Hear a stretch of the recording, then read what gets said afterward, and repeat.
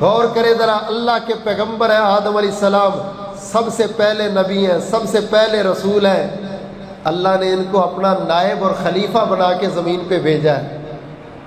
یہ تھوڑے اعزاز کی بات ہے، بڑا اعزاز ہے۔ مالک نے اپنا نائب چنا ہے، خلیفہ چنا ہے، فرشتوں سے سجدہ کروایا ہے۔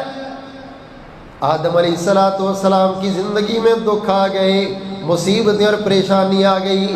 مالک کائنات نے جنت میں ایک چیز سے منع کیا، شیطان نے وسوسہ ڈالا، اسی چیز کے قریب چلے گئے۔ اللہ اکبر کبیرہ، جب غلطی ہو گئی، بھول گئے، مالک کہتے وَاتَّفِقَا يَخْصِفَانِ عَلَيْهِمَا مِن وَرَقِ الْجَنَّةِ، میرے نبی کا لباس بھی چھن گیا، رونقیں بھی چھن گئی، نعمتیں بھی چھن گئی۔ آدم علیہ السلام بھی رو رہے، ماں جی حوا بھی رو رہی، جسم ننگا ہو گیا۔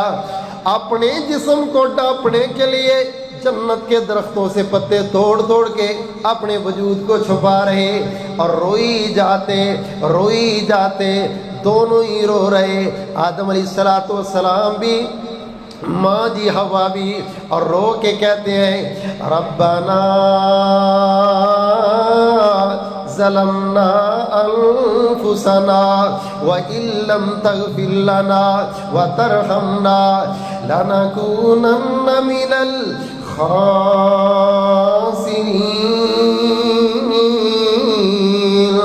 مولا دکھ آ گیا، مصیبت آ گئی، پریشانی آ گئی، اللہ جسم بھی ننگا ہو گیا، جنت بھی چھن گئی، جنت کی رونقیں اور نعمتیں بھی چھن گئی، جنت کی بہاریں چھن گئی، اتنی مشکل آئی، اتنی مصیبت آئی، اتنی بڑی پریشانی آئی، لیکن اللہ ذوالجلال کے پیغمبر آدم رو کے کہتے ہیں ربنا ظلمنا انفسنا، اللہ میں سمجھتا ہوں میرے سے بھول ہو گئی، میرے سے غلطی ہو گئی، وَإِن لَّمْ تَغْفِرْ لَنَا وَتَرْحَمْنَا لَنَكُونَنَّ مِنَ الْخَاسِرِينَ۔